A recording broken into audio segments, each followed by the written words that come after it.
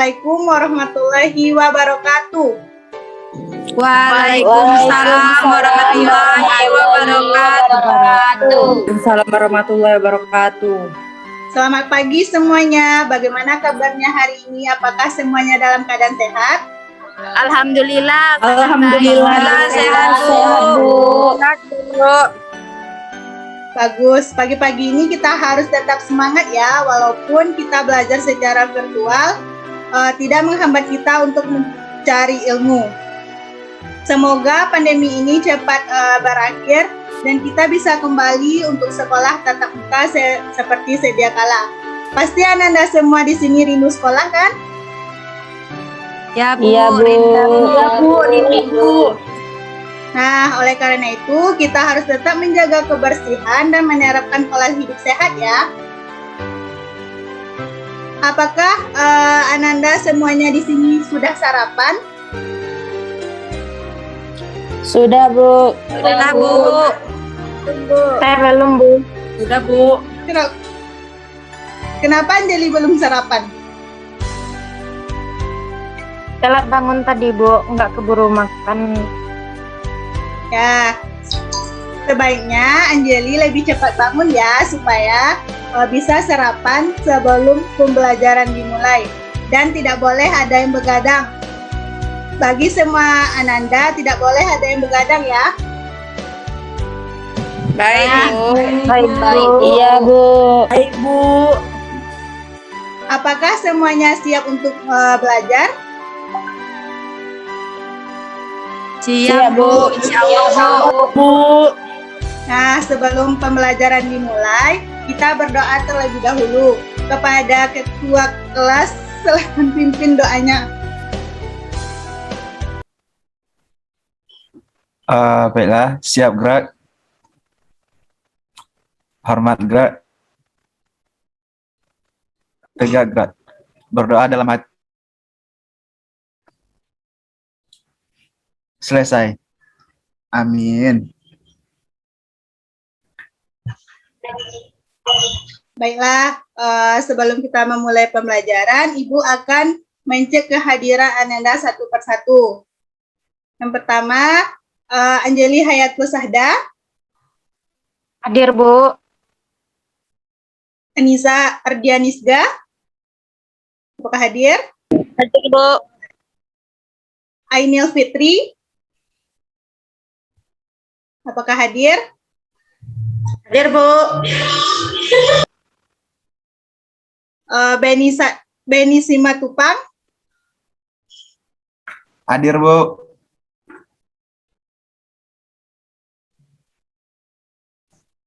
Farel Pratama. Apakah hadir? Siap, hadir, Bu. Esa Mahendra. Hadir, Bu. Esa Mahendra, suaranya tidak terdengar. Hadir, Bu. Baik. Indah Despita, apakah hadir? Hadir, Bu. Indah Rahmadani. Hadir, Bu. Alda Dwita Putri. Hadir, Bu. Nurazila. Hadir, Bu. Holanda Juliana Levani. Hadir, Bu. Sahnia Uli Silitonga.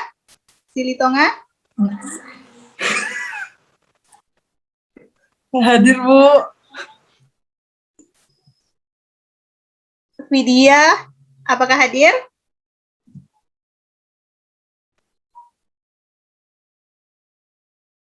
Vidi, apakah hadir? Iya, Bu, saya Bu hadir. Rensi Nafika Duri.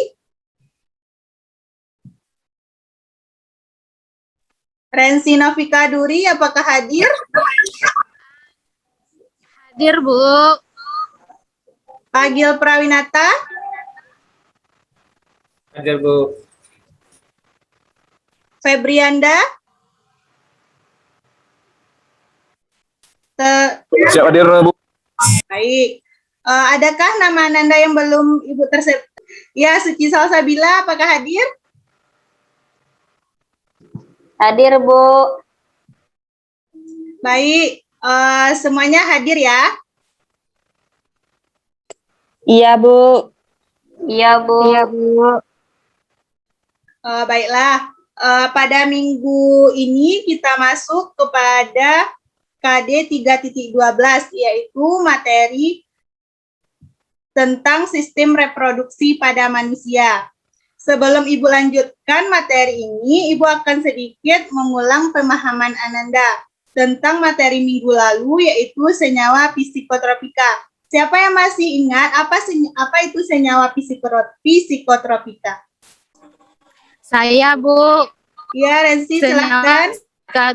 psikotropi adalah zat atau obat yang bekerja menurun fungsi otak serta merangsang susunan saraf pusat sehingga menimbulkan reaksi berupa halusinasi, ilusi, dan menimbulkan rasa kecanduan pada pemakaiannya, Bu.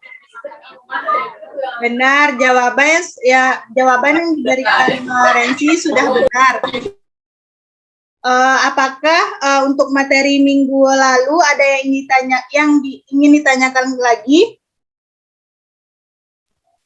Tidak, Bu. Tidak, Bu. Baik, kita masuk pada materi hari ini, yaitu Ibu akan membagikan PPT. Apakah PPT Ibu sudah terlihat? Sudah, Bu. Sudah, Bu. Sudah, Bu. Baik, kompetensi dasar kita pada materi ini yaitu KD 3.12 menganalisis hubungan struktur jaringan penyusun organ reproduksi dengan fungsinya dalam sistem reproduksi manusia.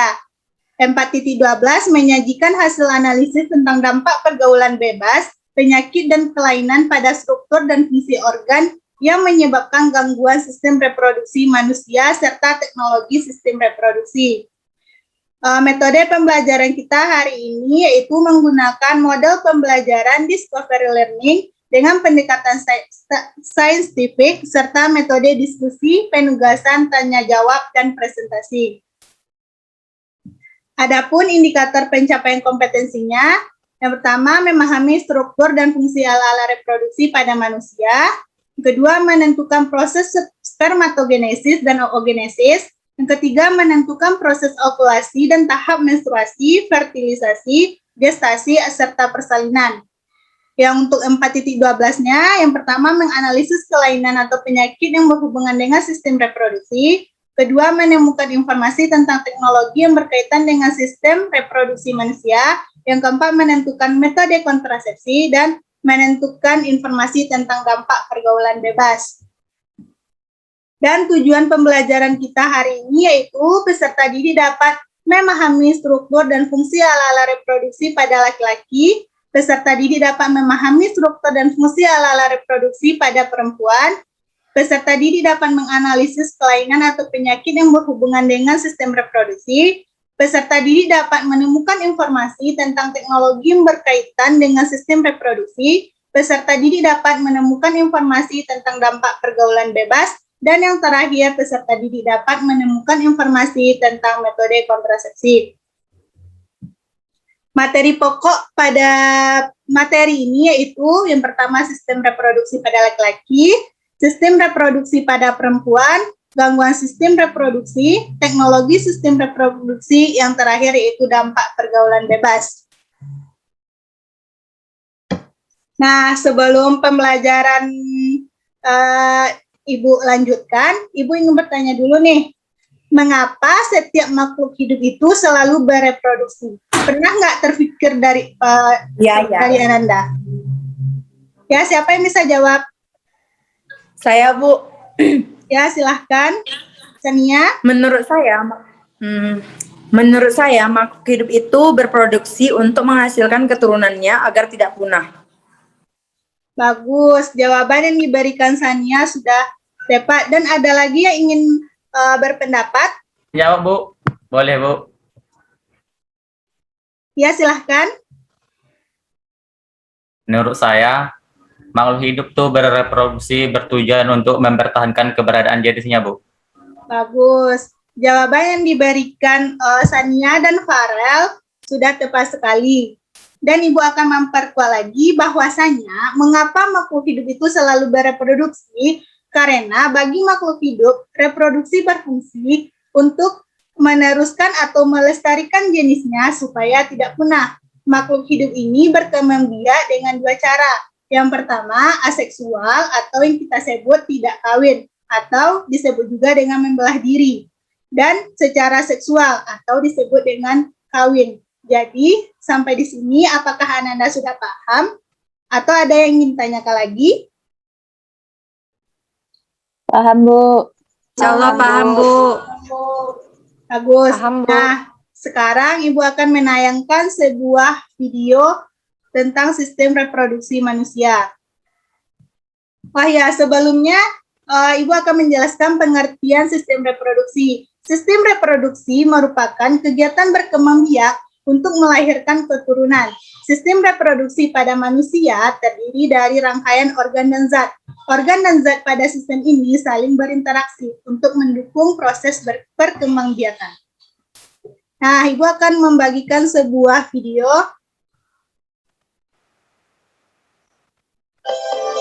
Sistem reproduksi terbagi atas reproduksi laki-laki dan reproduksi perempuan. Organ reproduksi laki-laki terbagi atas organ luar, organ dalam, dan organ tambahan. Organ reproduksi luar pada laki-laki diperhatikan pada gambar terdiri atas 1. Penis yang berfungsi sebagai alat kopulasi atau persekutuan. 2. Skrotum berfungsi sebagai kantong pelindung testis dan menjaga suhu testis. Organ reproduksi dalam terdiri atas 1. Testis yang memproduksi sperma dan menghasilkan hormon testosteron. 2. Epididymis yang merupakan tempat untuk menyimpan sementara sperma.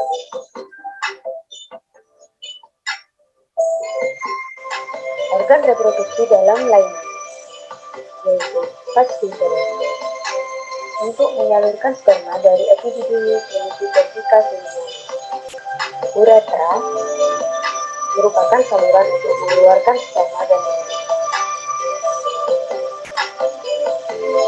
organ reproduksi tambahan pada laki-laki yang pertama kantong sperma atau vesikula sehingga, di mana ini berfungsi untuk menampung sperma sebelum dikeluarkan yang di dalamnya mengandung cairan fruktasa, asam askorbat, dan asam amino untuk makanan dan pelindung sperma. Organ tambahan lainnya yaitu kelenjar prostat menghasilkan cairan basah berwarna putih untuk kehidupan sperma, dan kelenjar Cowper atau vagourethralis menghasilkan cairan kental yang dialirkan ke uretra. Bagaimana dengan proses pembentukan sperma atau spermatogenesis? Proses pembentukan sperma atau spermatogenesis diawali dengan spermatogonium menjadi spermatosit primer, kemudian membelah menjadi spermatosit sekunder, menjadi spermatid, dan akhirnya menjadi sel seks.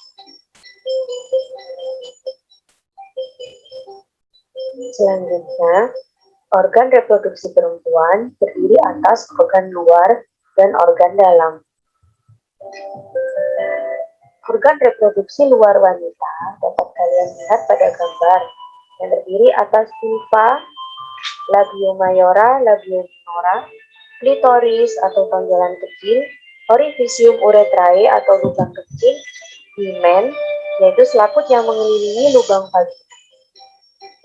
Organ reproduksi dalam wanita terdiri atas pertama ovarium yang merupakan tempat memproduksi sel telur hormon estrogen dan progesteron. Kedua oviduk yaitu disebut juga tuba Fallopi yang berfungsi untuk menyalurkan sel telur ke rahim. Organ reproduksi dalam yang lain ada infundibulum tuba yang berfungsi untuk menangkap ovum dari ovarium. Selanjutnya, uterus atau rahim merupakan tempat berkembangnya embrio dan vagina sebagai alat kopulasi wanita dan sebagai jalan keluarnya bayi. Nah, bagaimana dengan proses pembentukan sel telur atau oogenesis? Mari kita bahas. Proses pembentukan sel telur atau oogenesis dimulai dengan oogonium yang membelah menjadi oosit primer, kemudian menjadi oosit sekunder dan badan kutub 1. Oosit sekunder membelah menjadi ootit atau ovum dan badan kutub 1 menjadi badan kutub 2. Pada akhir proses oogenesis dihasilkan satu sel telur saja yang siap untuk dibuat.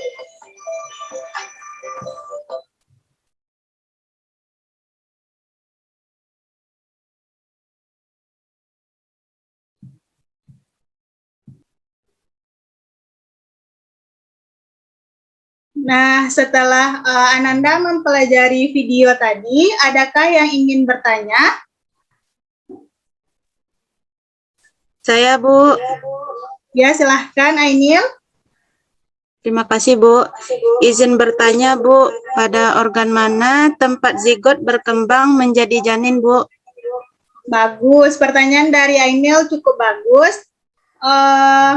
Ibu lempar kepada Ananda semua ya. Apakah ada yang bisa menjawab pertanyaan dari Ainil? Saya, Bu.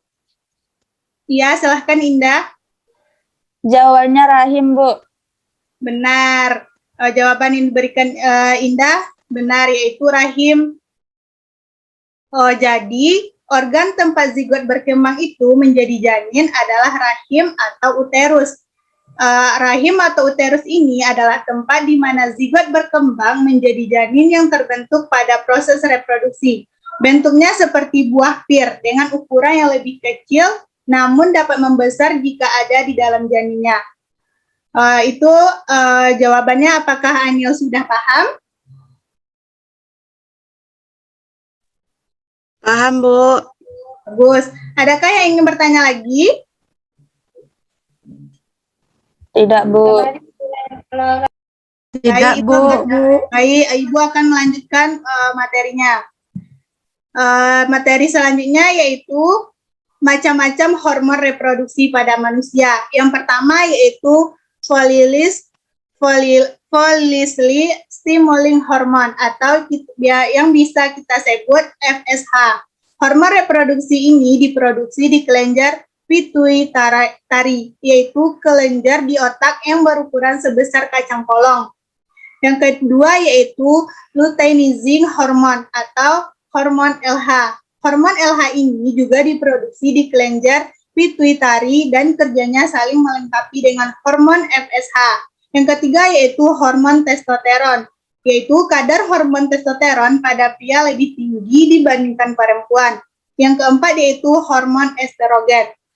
Kadar hormon estrogen pada wanita lebih tinggi dibandingkan laki-laki. Selanjutnya yaitu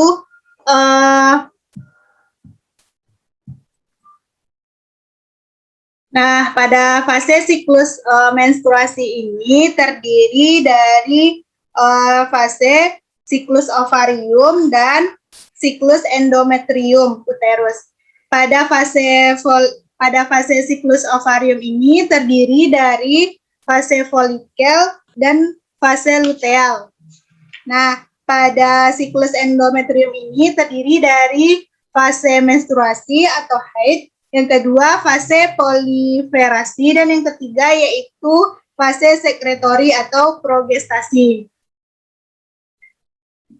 Nah, materi selanjutnya yaitu pembuahan atau fertilisasi, kehamilan atau gestasi, dan persalinan atau partus. Fertilisasi adalah penyatuan sperma dengan oosit sekunder untuk membentuk zigot. Yang kedua yaitu kehamilan atau biasa yang kita sebut gestasi, yaitu perkembangan embrio menjadi janin hingga kelahiran bayi. Yang ketiga yaitu persalinan atau partus, yaitu proses kelahiran bayi. Nah, penyakit pada sistem reproduksi wanita yang pertama dysmenorrhea, yang kedua kanker payudara, yang ketiga ovarium polikistik, yang keempat kanker serviks, kelima endometriosis, dan mioma uterus. Pada materi penyakit ini, Ananda bisa mencari informasi pada internet dan pada buku yang telah dipinjam di perpustakaan. Nah, penyakit pada sistem reproduksi laki-laki yang pertama yaitu disfungsi ereksi, yang kedua hipogonadisme, yang ketiga uretritis, yang keempat okritis, dan yang kelima yaitu prostatitis. Teknologi sistem reproduksi. Pada materi ini, teknologi sistem reproduksi adalah teknologi yang diterapkan pada manusia agar sistem reproduksi semakin baik dan berkembang lagi. Macam-macam teknologi sistem reproduksi. Yang pertama yaitu amniocentesis, yaitu teknik pengambilan cairan amnion untuk dianalisis secara genetik dan biokimia. Yang kedua yaitu USG atau ultrasonografi, yaitu teknik diagnostik menggunakan gelombang ultrasonik untuk menampilkan keadaan kesehatan. Yang keempat yaitu fertilisasi in vitro atau yang biasa kita sebut teknik bayi tabung, yaitu dilakukan untuk membantu pasangan yang sulit mendapatkan keturunan. Nah, dampak negatif pergaulan bebas. Yang pertama, kehamilan di luar nikah dan penyakit kelamin. Kedua, prestasi di sekolah menurun. Yang keempat, dicap jelek oleh masyarakat. Yang keempat, terjerumus pada rokok, miras, dan narkoba. Yang kelima, timbul masalah dengan keluarga. Nah, pada slide terakhir PPT Ibu ini ada kata motivasi, yaitu masa depan adalah milik mereka yang menyiapkan hari ini. Nah, setelah Ibu menerangkan materi dan juga telah menayangkan video, adakah yang ingin bertanya atau ada yang kurang paham? Apakah semuanya? Ya Allah, paham, Bu. Paham, Bu. Bagus. Paham, Bu. Paham, Bu. Paham, Bu. Kepada Ananda semua, kenapa ini ada yang off cam? Rensi, Alda, Hola, Bedi Simatupang, Sahnia, silahkan untuk on cam. Udah, Bu. Kita harus tetap semangat belajar.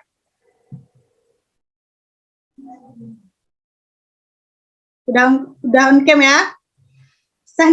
Sahnia kemana? Apakah tidur?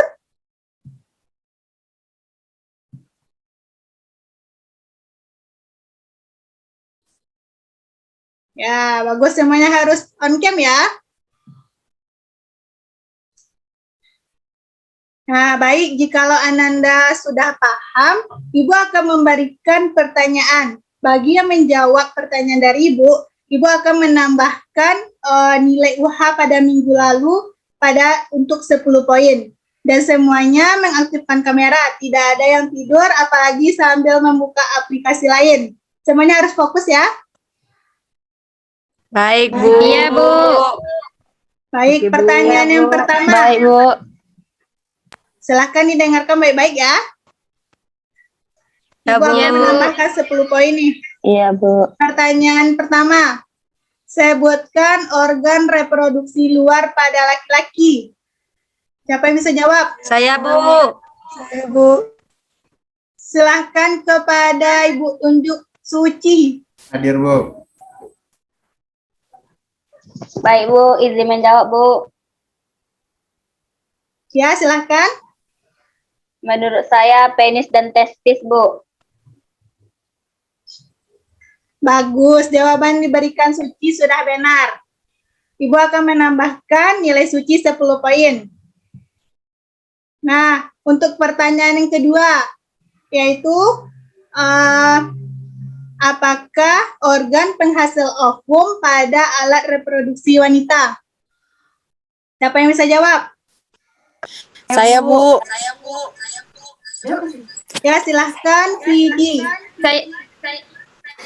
Menurut saya ovarium, Bu. Bagus, jawabannya ovarium. Nah, Ibu juga akan menambahkan Vidi 10 poin. Selanjutnya pertanyaan ketiga, yaitu penyakit apa pada sistem reproduksi yang disebabkan oleh bakteri? Siapa yang bisa jawab? Saya Bu. Ya, Benny silahkan. Sifilis dan gonorea Bu. Bagus, jawaban Benny benar. Ibu juga akan Alhamdulillah. menambahkan 10 poin ya. Alhamdulillah. Baik, pertanyaan yang keempat, yaitu harus fokus ya Nanda. Tidak ada yang Iya, bermain Bu. HP. Iya, Bu. Pertanyaan yang keempat, yaitu apa fungsi dari epididymis pada pria? Saya Bu. Saya Bu. Silahkan, siapa yang bisa jawab? Saya Bu. Ya, Sania, silahkan. Baik, kepada Sania, disilahkan jawabannya apa? Baik Bu, saya akan menjawab mengatur suhu testis Bu. Lingkungan testis. Nah, jawaban Sania kurang tepat. Ada yang bisa menjawab lagi? Apa fungsi dari epididymis? Jadi, Ola, apakah bisa jawab? Bisa Bu. Jawabannya tempat pematangan. Nah, pertanyaan selanjutnya yaitu pertanyaan terakhir. Apa tujuan makhluk hidup melakukan reproduksi? Siapa yang bisa jawab? Saya Bu. Ya, Pak Gil, silahkan. Jawabannya untuk meneruskan atau melestarikan keturunannya agar tidak punah, Bu.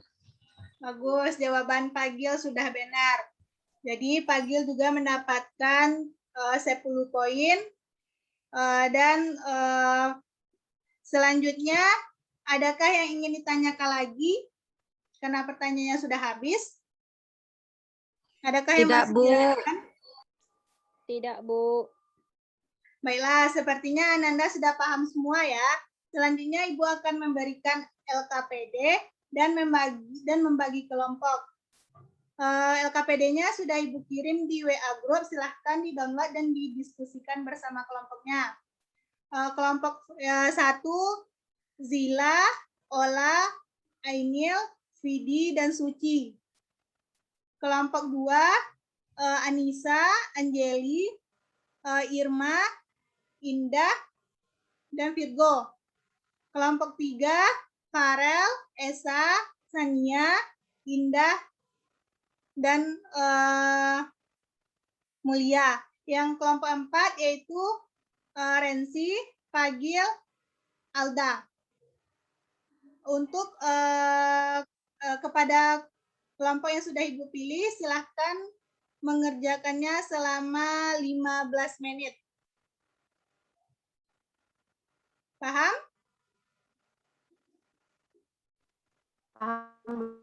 Paham, Bu.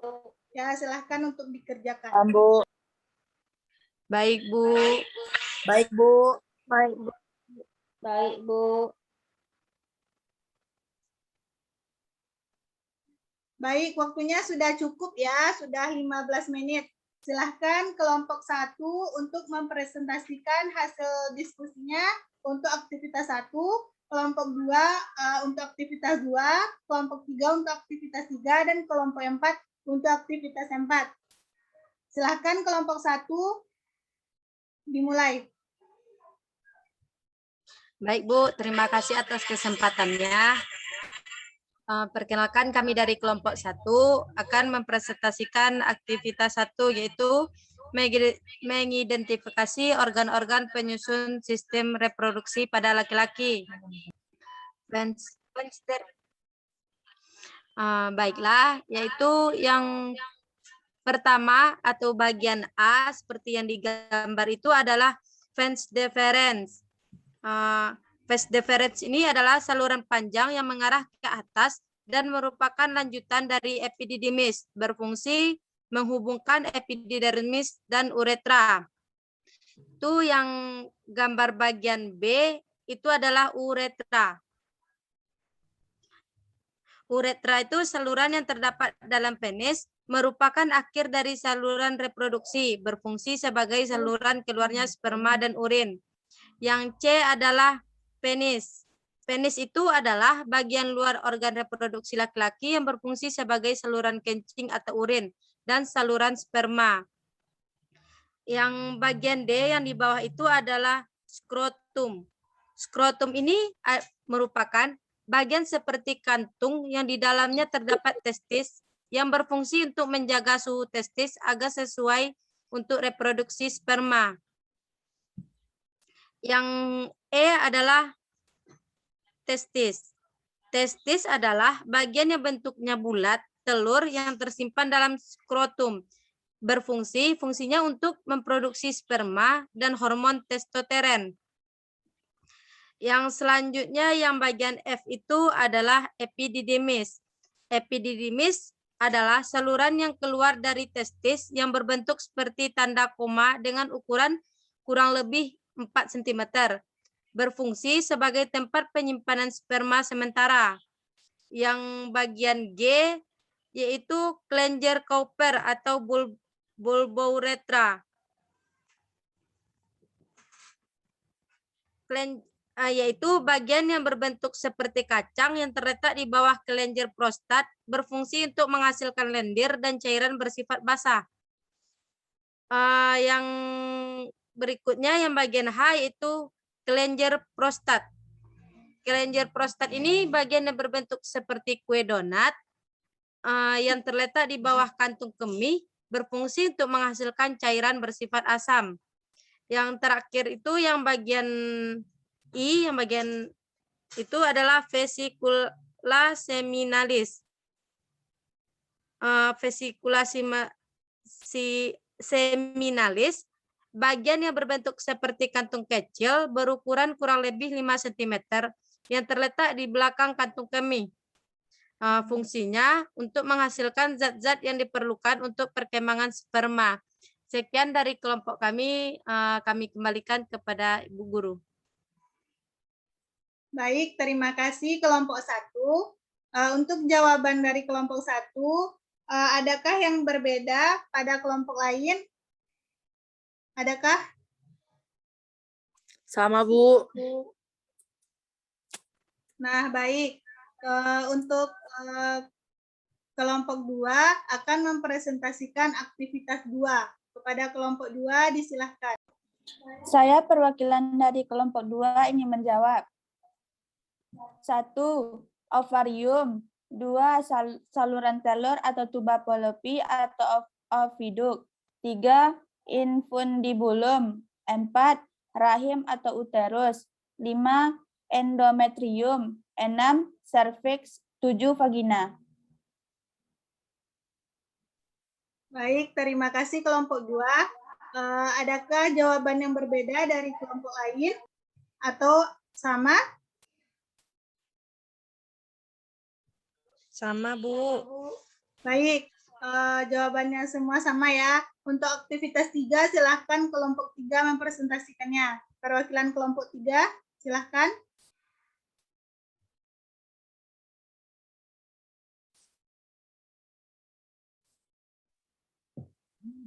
Baiklah, saya perwakilan dari kelompok 3 akan menjawab aktivitas 3 tentang spermatogenesis dan oogenesis.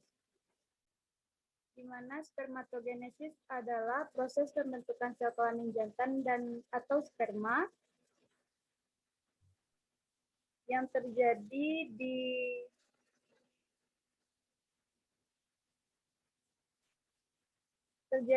tubulus seminiferus dalam testis dan menghasilkan 4 spermatozoid.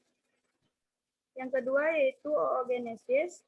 Oogenesis adalah proses pembentukan sel kelamin betina atau ovum yang terjadi di ovarium dan menghasilkan 1 ovum dan 3 badan polar.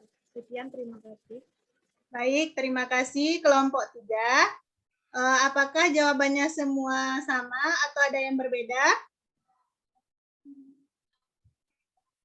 Sama, Bu. Tidak, Bu.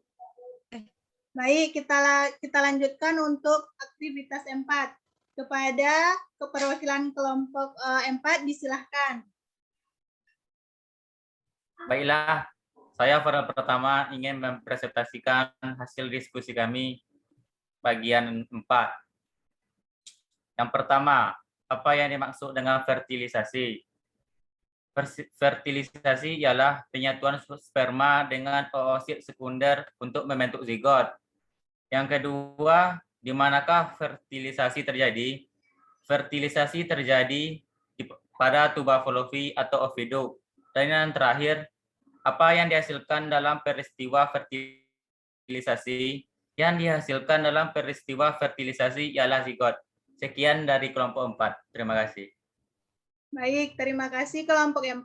Jawabannya sudah benar. Dan adakah dari kelompok lain jawabannya berbeda atau sama? Sama, Bu. Baik, baiklah semua kelompok sudah tampil dan jawabannya sudah betul semua. Bagi Ananda, adakah yang ingin ditanyakan lagi atau yang belum paham? Tidak, Bu. Insya Allah paham. Nah, baiklah kalau sudah paham, Ibu ingin salah satu dari Ananda menyampaikan kesimpulan materi kita pada hari ini. Saya, Bu. Ya, silahkan Nurazila.